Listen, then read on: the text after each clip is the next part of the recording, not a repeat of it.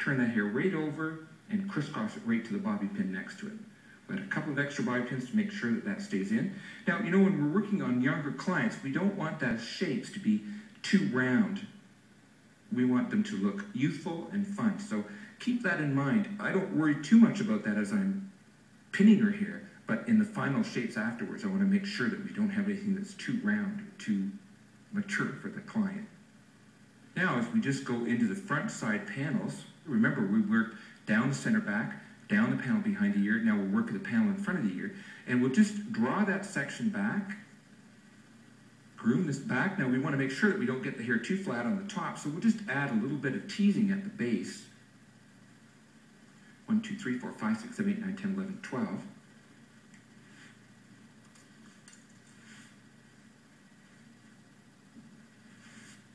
Work the hair a little bit, let it look natural and soft and tumbly, and then we'll just slide a bobby pin on the end, turn it over, and tuck it into the hair.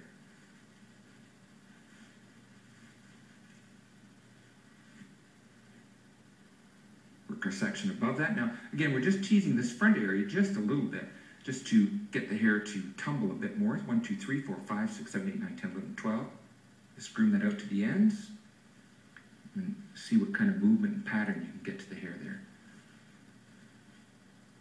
And work our side section. I think we're going to get good volume up on the top here. Let's draw that back. Let's press it in. Let's see what we can get here. And let's just slide our bobby pin on at 3 inches away from the base. And to make sure it's not too wobbly, I'm just going to press the hair back a little bit. Take the next piece that's coming from the back and just tuck it over the front. So that just gives you a little bit of movement there. And we'll just take a little extra piece out and just make a little surface movement on the hair just to add a little bit more interest there.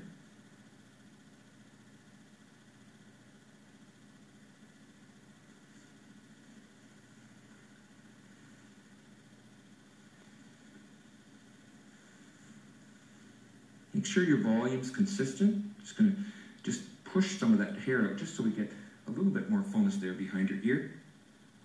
As we work across our opposite side now, you can see that when you look at the style, it's just tumbly, it's soft, it's youthful, and inside there is a beautiful amount of curl that when she takes her hair out, she'll look great. She'll have lots of movement left to her hair too.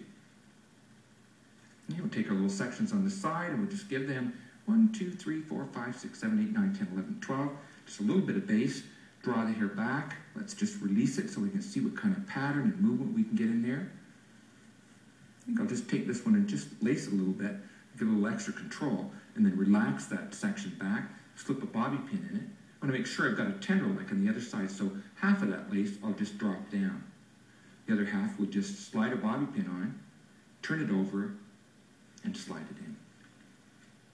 Work right up into the front top. Here's our side section, our last piece here on the side before we start the fringe area. We'll draw the bobby pin back, turn it over, and gently slide it up.